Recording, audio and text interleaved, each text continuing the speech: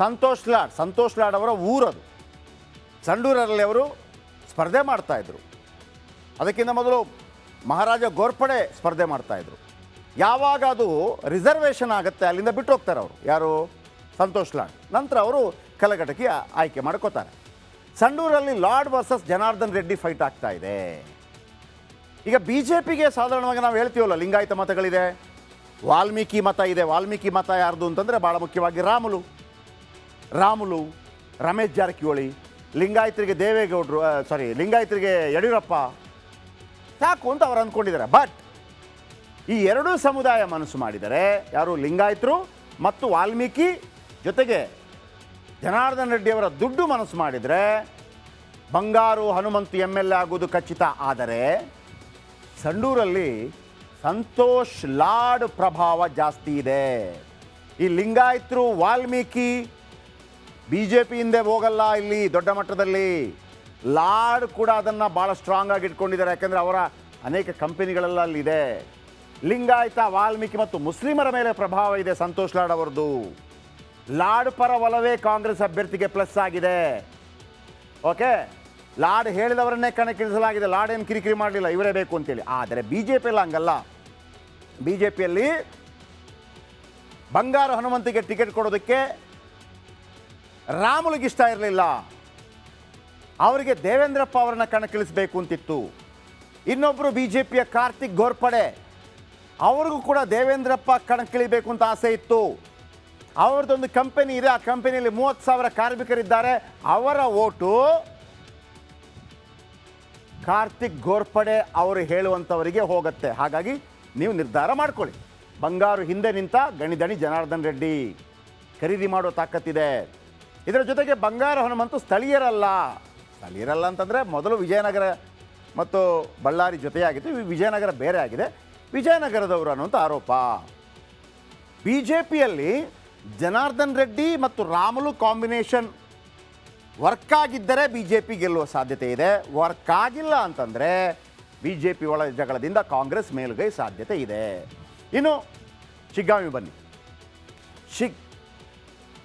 ಶಿಗ್ಗಾಂವಿ ಸ್ವಲ್ಪ ಈಸಿ ಅನ್ನಿಸ್ತಾ ಇದೆ BJPಗೆ ನನ್ನ ಪ್ರಕಾರ. ಶಿಗ್ಗಾಂವಿ ಚುನಾವಣೆ ಫಲಿತಾಂಶ ಬಲು ಸಿಂಪಲ್ಲು. ಪಂಚಮಸಾಲಿಗೆ ಟಿಕೆಟ್ ಕೊಡಿದರೆ ಒಂದು ಟಫ್ ಫೈಟ್ ಆಗ್ತಾ ಇತ್ತು. ಪಂಚಮಸಾಲಿಗಳು ಒಂದು 60,000 ರಿಂದ 80,000 ಇದ್ದಾರೆ. ಯಾರು ಕಾಂಗ್ರೆಸ್ ಕೊಡಬೇಕಾಗಿತ್ತು ಅಂಥೇಳಿ ಗೊತ್ತಿದ್ದು ಮುಸ್ಲಿಮರಿಗೆ ಕಾಂಗ್ರೆಸ್ ಮಣೆ ಹಾಕಿದೆ. ಕಾರಣ ಅಲ್ಲೂ ಕೂಡ 50,000 ಮುಸ್ಲಿಮರಿದ್ದಾರೆ.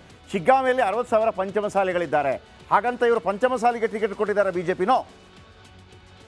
ಭರತ್ ಬೊಮ್ಮಾಯಿ ಪಂಚಮಸಾಲಿ ಅಲ್ಲ, ಭರತ್ ಬೊಮ್ಮಾಯಿ ಸಾದರ್ ಲಿಂಗಾಯತ. ಓಕೆ, ಆದರೆ ಪಂಚಮಸಾಲಿ ಲಿಂಗಾಯತರ ಎಲ್ಲ ಕೆಲಸಗಳನ್ನು ಭಾಳ ಅದ್ಭುತವಾಗಿ ಮಾಡ್ತಾರೆ ಅಂತ. ಆಮೇಲೆ ಲೋಕಸೇವಾ ಆಯೋಗದಲ್ಲಿ ಪಂಚಮಸಾಲಿ ಲಿಂಗಾಯತ ಹೆಣ್ಣುಮಗಳನ್ನು ಸದಸ್ಯ ಮಾಡಿದ್ದಾರೆ, ಯಾರು? ಬಸವರಾಜ ಬೊಮ್ಮಾಯಿ ಅಂತ. ಆಮೇಲೆ ಎಲ್ಲ ಗುತ್ತಿಗೆಯನ್ನು ಪಂಚಮಸಾಲಿಗಳಿಗೆ ಕೊಡ್ತಾರೆ ಅಂತ. ಸೊ ಹಾಗಾಗಿ ಸಾದರ್ ಲಿಂಗಾಯತರಿಗೆ ಸ್ವಲ್ಪ ಬೇಸರ ಇದೆ. ಆದರೆ ಜಾತಿ ಮಗ ಬಿಡೋಕ್ಕಾಗಲ್ಲ. ಸಾದರ್ ಲಿಂಗಾಯತರು, ಪಂಚಮಸಾಲಿ ಲಿಂಗಾಯತರು ಮತ್ತು ಬಸವರಾಜ ಬೊಮ್ಮಾಯಿ ಅವರಿಗೆ ಒಂದು ಜಾತ್ಯತೀತ ಬೋರ್ಡ್ ಇದೆ. ಓಕೆ, ಮುಸ್ಲಿಮರು ಓಟ್ ಹಾಕ್ತಾರೆ. ಆದರೆ ಈ ವಕ್ಫ್ ಕಾರಣಕ್ಕಾಗಿ ಏನಾಗುತ್ತೆ ಗೊತ್ತಿಲ್ಲ. ಆದರೂ ಮುಸ್ಲಿಮರಿಗೆ ಟಿಕೆಟ್ ಕಾಂಗ್ರೆಸ್ ಕೊಟ್ಟಿದೆ. ಶಿಗ್ಗಾಂವಿಯಲ್ಲಿ ಬಸವರಾಜ ಬೊಮ್ಮಾಯಿ ಬಲಿಷ್ಠ ಇದ್ದಾರೆ. ಬೊಮ್ಮಾಯಿ ಪಂಚಮಸಾಲಿ ಲಿಂಗಾಯತರ ಅಲ್ಲ, ಆದರೆ ಪಂಚಮಸಾಲಿ ಲಿಂಗಾಯತ, ವಾಲ್ಮೀಕಿ ಮತ್ತು ಸಾದರ್ ಲಿಂಗಾಯತ, ಸ್ವತಃ ಸಾದರ್ ಲಿಂಗಾಯತ ಮತ ಸುಲಭಕ್ಕೆ ಸೆಳೆಯಬಲ್ಲರು. ಮೇಲ್ನೋಟಕ್ಕೆ ಭರತ್ ಬೊಮ್ಮಾಯಿ ಜಯ ಭಾಳ ಈಸಿ ಅಂತ ಕಾಣ್ತಾ ಇದೆ. ಓಕೆ, ಉಳಿದದ್ದು ದುಡ್ಡಿನ ಮೇಲೆ ಅವಲಂಬಿತ ಆಗಿದೆ. ಆದರೂ 2-1 ಬರುತ್ತೆ ಅಂತ ಒಂದು ಅಂದಾಜು. ಕೆಲವರು ಕಾಂಗ್ರೆಸ್ ಅವರು 3-0 ಅಂತಾರೆ, BJP ಅವರು 3-0 ಅಂತಾರೆ. 2-1 ಬರ್ಬೋದು. ಯಾರ್ಯಾರು ಅಂತ ನೀವು ನಿರ್ಧಾರ ಮಾಡ್ಕೊಳ್ಳಿ. ಒಂದು ವಾಯ್ಸ್ 500 ರೂಪಾಯಿ ಹಂಚಿದ ವಾಯ್ಸ್, ನೋಟು ಗರಿ ನೋಟು. ಕೆಲವರಿಗೆ ಗೂಗಲ್ ಪೇ, ಫೋನ್ಪೇಯಲ್ಲಿ ದುಡ್ಡು ಬಂದಿದೆಯಂತೆ. ಇನ್ನು ಕೆಲವರಿಗೆ ಏನು ಇಸ್ತ್ರಿ ಪೆಟ್ಟಿಗೆ, ಬೆಳ್ಳಿ ದೀಪ ಎಲ್ಲ ಬಂದಿದೆ, ಫುಲ್ಲು ಮನೆ ತುಂಬಿಸಿದ್ದಾರೆ.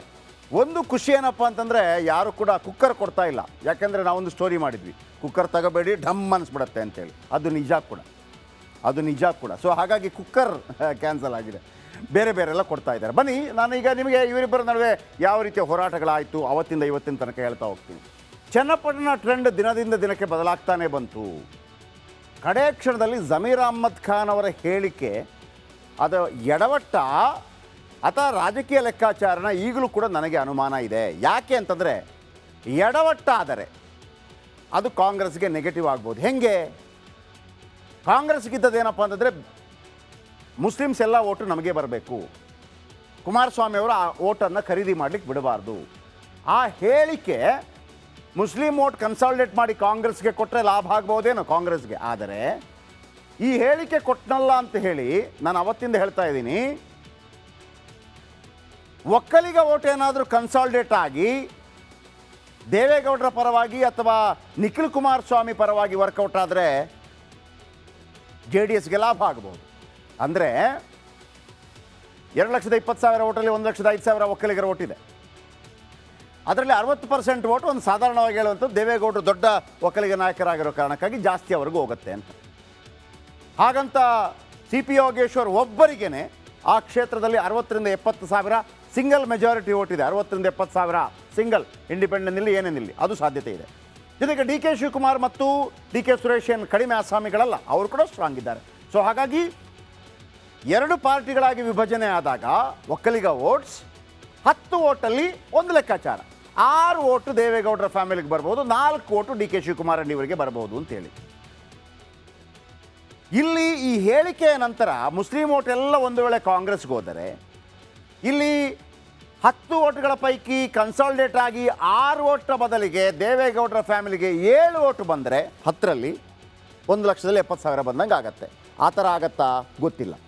ಆದರೆ ಇವೆಲ್ಲದರ ಹೊರತಾಗಿ ನೋಟ್ ಭಾಳ ವರ್ಕೌಟ್ ಆಗಿದೆ ಎರಡೂ ಕಡೆ. ಕುಮಾರಸ್ವಾಮಿ ಕಡೆಯಿಂದಲೂ ಆಗಿದೆಯಂತೆ, ಆಮೇಲೆ ಡಿ ಕೆ ಕಡೆಯಿಂದಲೂ ಆಗಿದೆಯಂತೆ. ಒಟ್ಟು 100 ಕೋಟಿ ಚಲಾವಣೆ ಆಗಿದೆ ಚನ್ನಪಟ್ಟಣದಲ್ಲಿ. 3,000 ತನಕ ಹೋಗಿದೆ ಒಬ್ಬೊಬ್ಬರ ಅಕೌಂಟಿಗೆ ಅನ್ನುವಂಥ ಮಾಹಿತಿಗಳು ಕೂಡ ಬರ್ತಾ ಇದೆ. ಆಮೇಲೆ ಇದರ ಜೊತೆಗೆ ಕಣ್ಣೀರಿಟ್ಟು ಮತಗಳನ್ನು ಸೆಳೆದ್ರು ದೇವೇಗೌಡರು. 1 ವಾರ ಇದ್ದರು, 1 ವಾರ 6 ದಿನಗಳ ಕಾಲ. 6-4-24 ಅಲ್ವಾ, 21 ಸಭೆಗಳನ್ನು ಮಾಡಿದ್ದಾರೆ 6 ದಿನಗಳಲ್ಲಿ. 21 ಸಭೆ, 92 ವರ್ಷ ದೇವೇಗೌಡರು. ಅದನ್ನೇ ಸಿದ್ದರಾಮಯ್ಯ ಹೇಳಿದ್ದು, ಸಿ ಪಿ ಯೋಗೀಶ್ವರ್ ಏನಾದರೂ ಜೆ ಡಿ ಎಸ್ನ ಅಭ್ಯರ್ಥಿ ಆಗಿದ್ದಿದ್ರೆ ದೇವೇಗೌಡರು 6 ದಿವಸ ಇರ್ತಾ ಇದ್ರಾ ತನ್ನ ಮೊಮ್ಮಗ ಅಂತ ಹೇಳಿದಾಗ ಈ ಥರ ಒಂದು ಟೀಕೆಯನ್ನು ಮಾಡಿದರು. ಹಾಗಾಗಿ ದೇವೇಗೌಡರು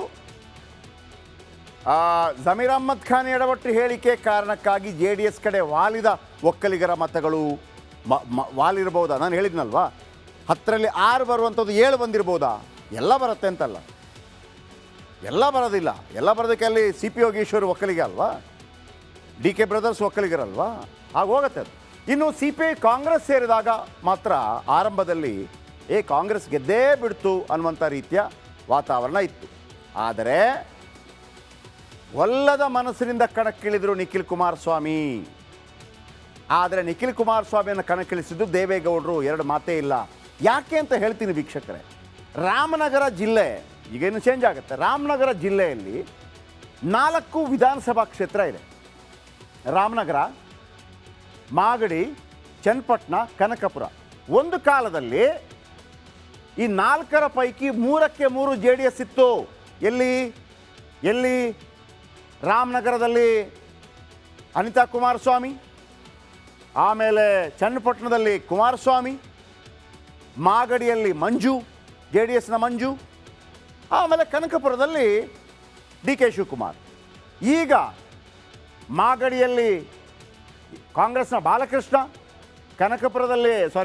ರಾಮನಗರದಲ್ಲಿ ಇಕ್ಬಾಲ್ ಹುಸೇನ್, ಕನಕಪುರದಲ್ಲಿ ಹೇಗೋ ಡಿ ಕೆ ಶಿವಕುಮಾರ್, ಚನ್ನಪಟ್ಟಣದಲ್ಲಿ ಕುಮಾರಸ್ವಾಮಿ ಇದ್ದವ್ರದ್ದು ಒಂದು ವೇಳೆ ಜೆ ಡಿ ಎಸ್ಸಿಂದ ಅದು ಹೋದರೆ ರಾಮನಗರದಲ್ಲಿ ನಾಮಾವಶೇಷ ಆಗಿಬಿಡ್ತದೆ, ಜೆ ಡಿ ಎಸ್ ನಾಮಾವಶೇಷ ಆಗಿಬಿಡ್ತದೆ.